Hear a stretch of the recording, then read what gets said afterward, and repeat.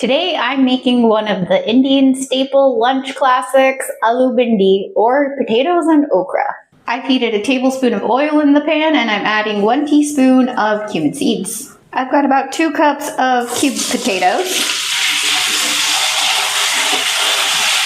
and a half of a teaspoon of salt. You want to fry this on medium-high heat until the potatoes turn golden brown.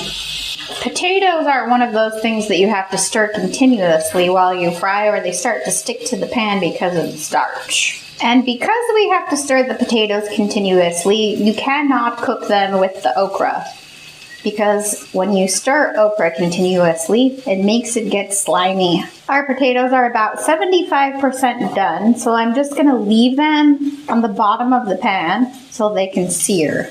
I'm only going to turn these over 1 time. If you stir these too much at this point, they'll fall apart and you won't get that crispy brown outer that we want.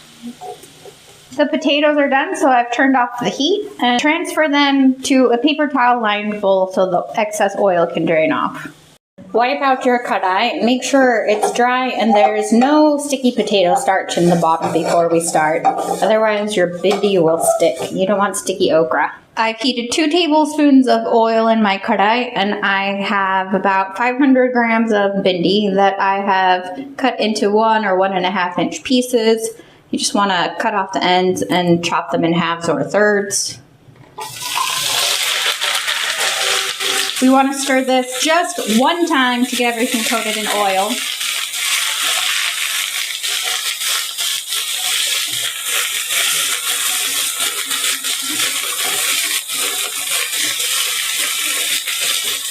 We leave this on medium-high heat, and you just want to let the bhindi sit for about a minute and a half before you turn it the first time. We want it to actually sear on the bottom layer. A lot of people stir their bhindi too soon and too often, and that's how you get slimy, sticky bhindi.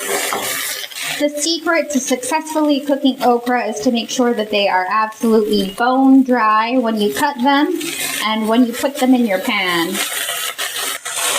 If you see a little bit of mucus or that stickiness when you're stirring, it's okay. That's supposed to happen. A little bit is not a problem. This is the cooking stage where most people make the mistake of thinking they can just turn off the heat and put the lid on it.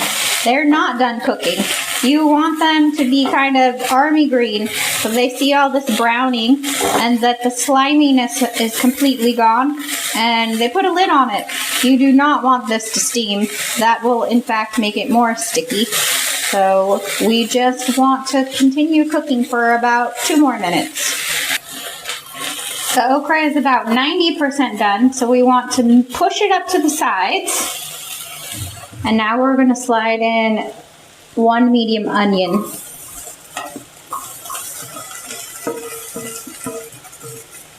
And in the center of the pan, we're going to cook the onions.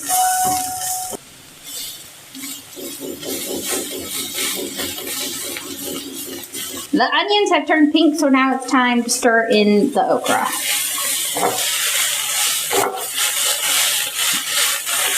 Our onions have flash fried, so it's time to put in our potatoes.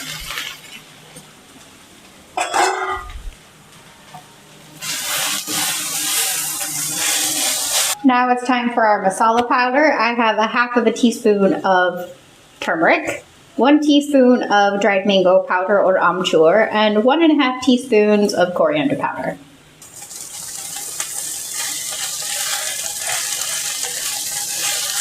We want to salt to taste.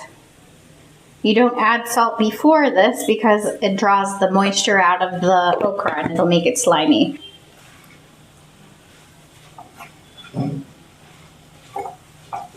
And I'm going to add the juice of half of a lime.